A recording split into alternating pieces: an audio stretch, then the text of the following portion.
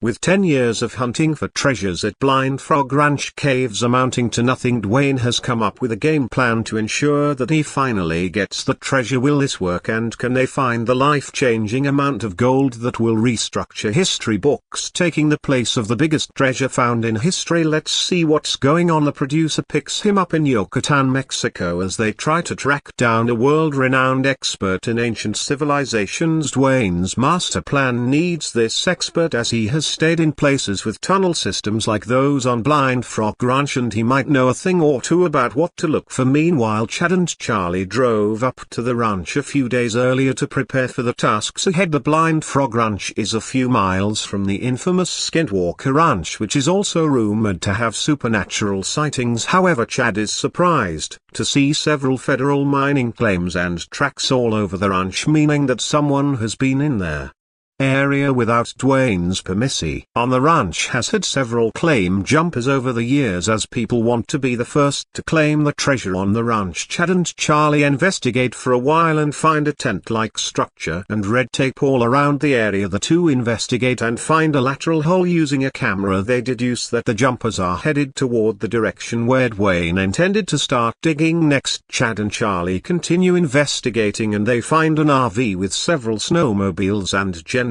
around. Nobody is home, but Charlie knows they will come back. However, the claim jumpers have parked the RV just outside Blind Frog Ranch's property line. They have set up cameras all over the property so they can see what Duane and his team do as they are at a vantage point. Another frustrating thing is that the jumpers have parked on BLM land, so Charlie and Chad cannot ask them to leave. Duane finally arrives at his destination, Ekbayam, and meets with James Keenan, an American civilization expert. James researches the lost civilizations like the Aztecs, and he believes that they share similar characteristics with Blind Frog Ranch. Ekbayam is located in the middle of nowhere, but it has interconnected tunnels underneath that go to various parts of Yucatan. James believes that the same tunnels exist under Blind Frog Ranch. Such tunnels were used to protect people and also store gold and valuable treasures. The treasure on Blind Frog Ranch is approximated to be worth $3 billion.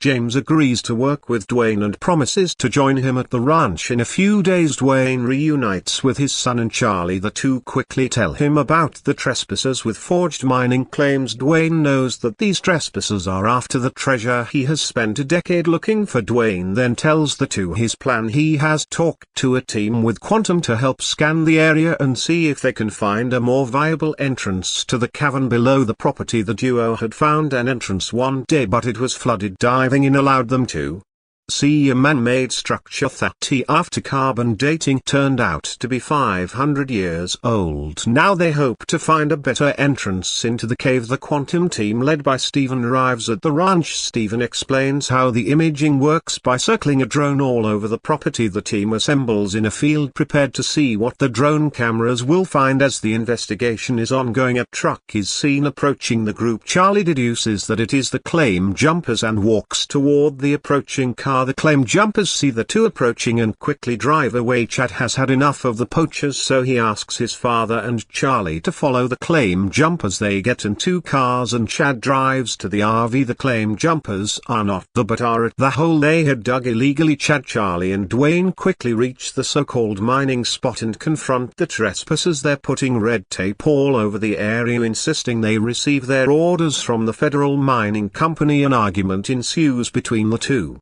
groups, with Chad insisting that the trespassers leave or else he will have to call the sheriff. The trespassers say that they don't answer questions as they are on federal mining rights, so Chad asked them to call their boss so he can verify what is happening. And while they are trespassing, the claim jumpers get into their vehicle and drive a few yards out of the property line. However, they must find a way to leave through that route, as the only exit is through the ranch. Chad calls the sheriff's office and explains what is happening, since they fear the guys have weapons. Two deputies show up and they speak to the claim jumpers. Unfortunately, Chad and Duane can do nothing for now but file a police report. The deputies drive the trespassers out of the ranch so Duane and Chad won't have to deal with them in the near future. 2 days later, the Quantum guys are ready to present their findings to Duane. They have scanned the entire ranch and have found something that is both mysterious and intriguing. They show him an image with red and Blue Hughes calling it a Doppler shift. A Doppler shift happens when a massive amount of concentrated energy is present, like in the eye of a hurricane. The red shift represents energy that is expanding, while the blue shift represents energy that is contracting. The line between the two shifts is like a pump pulling energy from one side and sending it to the other side. Anthony mentions this is unique, as nowhere else on the ranch has this energy. He mentions that he has only seen such a thing in places with black holes. Anthony is horrified, since this is only possible in astrophysics and cosmology. So that shift does not belong on the ranch. The shift is located in a place called the energy zone. This place has been the epicenter of many strange things that Duane and his team have experienced. For example, equipment has been known to fail, drones crash, and batteries die so fast. It is also around this area where Duane found the flooded entrance. However, Chad's camera malfunctioned when he was underwater, so he had to be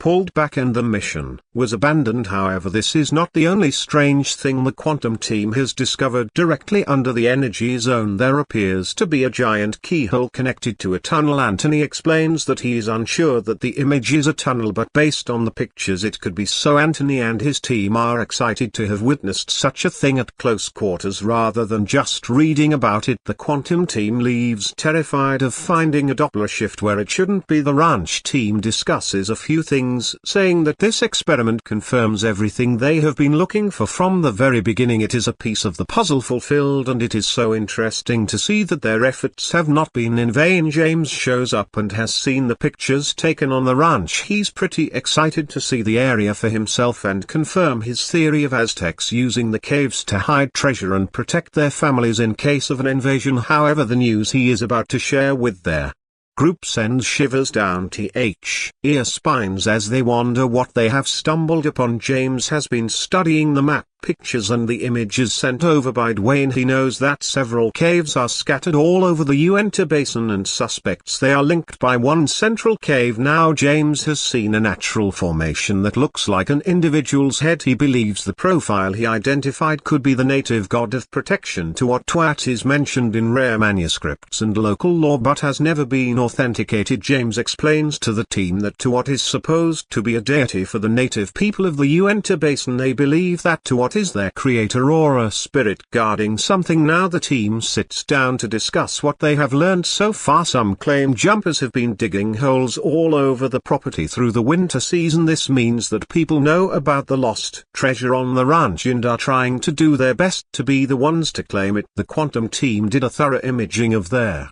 ranch, looking at the high point and scanning the lower fields to check for the presence of underground tunnels. The plan worked better than they expected, since they not only found evidence of a cave but also a Doppler shift. The exact location of the Doppler shift is the energy zone, where strange things have been happening. Now James has shown up and shared his own findings. The energy zone cuts through the center of the head of Tuat. Tuat is seen as a protective spirit, so Duane wonders what he is protecting. James has always known all about Tuat's existence but never thought he would find him on Blind Frog Ranch. If this is true, then the group could have stumbled upon a piece of lost history that could reshape Uinta Basin and its folklore. If you're enjoying the video so far, make sure you give it a thumbs up and subscribe to the channel. All this blows James' mind, and he believes that the keyhole Doppler shift protected by the head of Tuat could be protecting not only the Aztecs' gold but also centuries worth of treasure.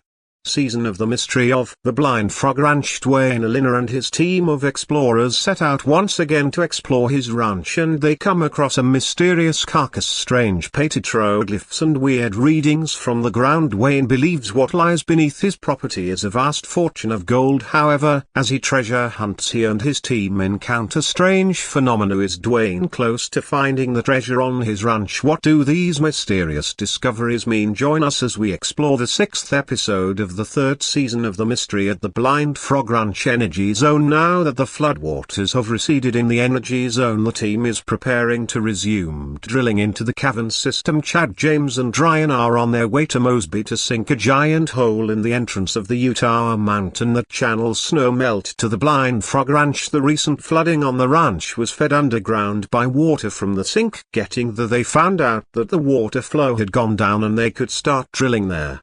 energy zone with the flood water receding. The team can finally turn their sight back to drilling in the keyhole formation below the vent shaft James discovered with his magnetometer. Duane plans to drill a shaft 150 feet deep into the keyhole chamber, then widen the shaft so a person can be lowered from above with a rat hole rig. The plan is that once they hit the chamber with the rat hole rig, they can tap into the roof of the chamber, drop some cameras in there, and if it's a big void and they were at the top of the cave, they would build a basket to let someone in there with oxygen masks. This was their biggest dig ever. Bringing the drill to the ranch would take almost a day, and they also had to prepare the site for the drilling. Oscar was brought in to drill the energy zone with the rat hole rig. Duane explained the ranch road to him and they planned to get the rig to the energy zone. The 35-ton drill must slowly travel 2 miles to reach the site. It is a long, stressful route over rough and uneven trails crossing a steep ravine that still has water flow. The flooding. The most difficult maneuver will be navigating a 750 feet climb over the backside of the energy zone. The 35-ton rat hole rig needs a hydraulic motor and brake to move it around while being enormously powerful. The temperature of the hydraulics needs to be carefully maintained or the brakes can fail, sending 35 tons hurling uncontrollably down the hill. The ranch's brutal terrain is causing the rat hole rig's hydraulics to overheat. Oscar said the hydraulic overheated because it wasn't supposed to drive for more than 200 feet, but the rig had driven for more than 2 miles. The quick application of water has cooled the drill enough to finish its journey to the energy zone. Now that the drill has reached the energy zone, the next step is to create a nice and stable drilling platform for the rig before it can start drilling. James ran another 3D ground image survey to find the exact spot of the keyhole formation. Charlie sensed the change in the weather, so he notified the team. James used his lightning detector wick can detect electromagnetic poles emitted by a lightning strike by measuring the strength of the pulse. The device can also estimate the distance of the strike. Chad heard the lightning and then told Duane to stop drilling the energy zone so they could escape the lightning rod. Chad then informed Oscar that they would resume the next day. Land poachers. Duane Ollinger, the ranch owner, has been noticing some trespassing on his property and illegal digging for treasure under the cover of darkness. The increasing number of dig sites they found recently has led Duane to call the authorities for help. He believes that the only way to get them off the land is through federal agencies, or they can do it the old-fashioned way. Determined to stop the poachers digging on the ranch, the team conducted a stakeout, waiting until nightfall to intercept them. Chad launched infrared drones to find the exact location of the trespassers on the property. Duane and Charlie chased them in a car. After locating their location, the poachers then took notice of the drone and started looking for an escape route. Charlie then intercepted them right at the corner of the creek. After obtaining footage of poachers illegally trespassing, Duane visited Salt Lake City for a court appearance. Although cameras were not allowed in the building, the court determined that the poachers had been digging on Duane's land illegally and were found guilty of using a false mining claim. They must vacate the area immediately. The impending sentencing hearing could lead to jail time. Now that the poachers are barred from the ranch, Charlie has to work on closing the dig sites and removing what was left behind. The 7 stone monuments, including the biggest one marking the cave following the wagon trail up to Crow Creek, are believed to be key landmarks guarding a cave that will reveal the location of the fabled Lost Roads mine. They have located a series of caves close to the Seven Sisters, and one of these caves is supposed to have an eye-like carving the dead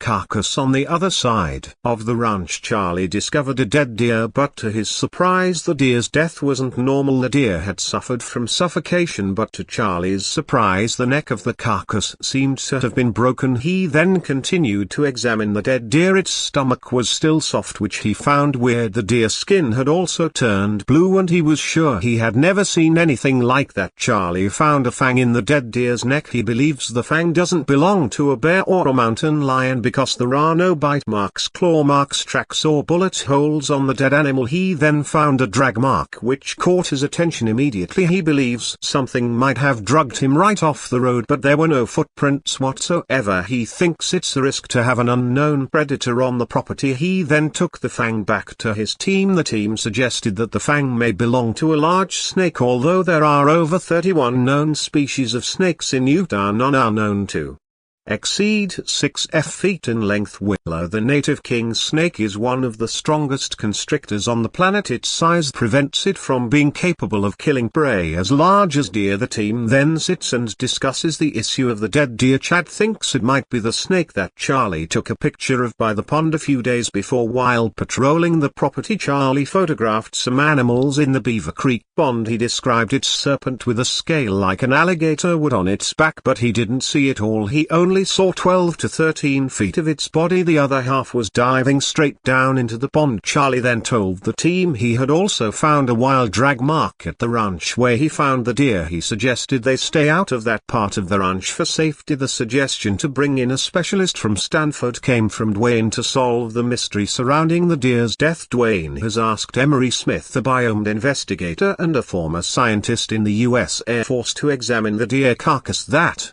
Charlie discovered upon examination. Emery discovered that the deer had had multiple spinal fractures and that its skin had turned green. He further explained that the skin turned green because of plasma. Somehow the blood on the deer had separated. Emery also found out something was accelerating the decomposition of the deer, making it rot a lot faster. He further explained that the bite was just a leverage. The animal had wrapped itself around the deer's neck, obviously suffocating it, and had most likely died from the pressure of its circulatory system. Charlie then showed Emery the drag mark on the hill and led him to the pond where he first saw the animal. Emery Smith then took a sample from the pond to test for DNA. He suggested they do a microbiology, which means they will see what kind of microbes are in the pond, how many living creatures are in there, and who's feeding off of who. He then took the sample to the lab for examination. Emery then further examined the water sample he took from the pond as DNA and had to measure the frequency of all the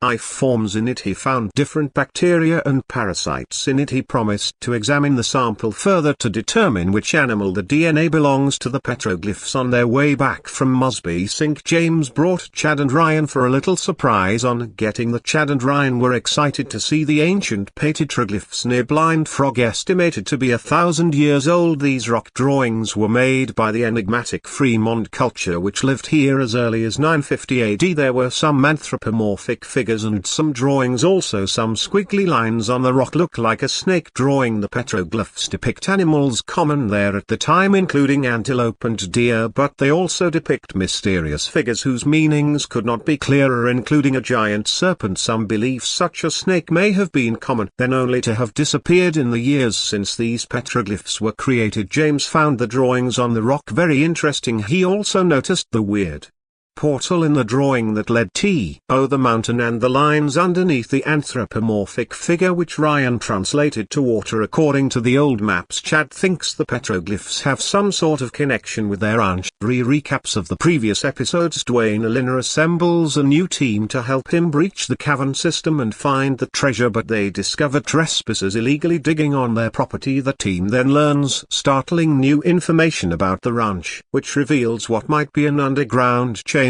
and a landmark of an ancient indigenous god known as Toad. In his quest to map the cavern system, Duane recruits physicist Stephen Lear and his team to scan the ranch using a new quantum imaging technology. The scans revealed a mysterious anomaly near the energy zone and an unusual keyhole-shaped chamber beneath it. James discovers a possible vent shaft directly over top of it, and to gain access the team blasts 15 feet of hard-packed dirt covering the vent, but the blast seems to have triggered a flood when the underground tsunami floods the cavern system. Duane and his team attempt to breach it from higher ground, discovering evidence of Aztec artifacts and a crucial clue to the Lost Roads mines. While digging a potential opening to the cavern system near the beachside, Chad discovered 2 gold nuggets hidden in a small cave. Following the Lost Roads mine trails, Che and Ryan attempt to descend a 250 feet cliff in a dangerous maneuver to access a Mormon cave. While trekking at a high altitude, James suffered a health scare back at the ranch. When Wayne uncovers a new trespasser site, he decides to take matters into his own hands. The strange readings from the ground, the mysterious dead carcass and the petroglyphs are all undeniable indications that something mysterious has happened and is still in play on the Blind Frog Ranch, and Duane and his team do not plan on relenting until they unravel the secrets of the ranch. Thanks for watching. Let's hear your opinions in the comments section below about what you expect in this season of Mystery at Blind Frog Ranch. Also don't forget to like this video and subscribe to the channel for more. See you there.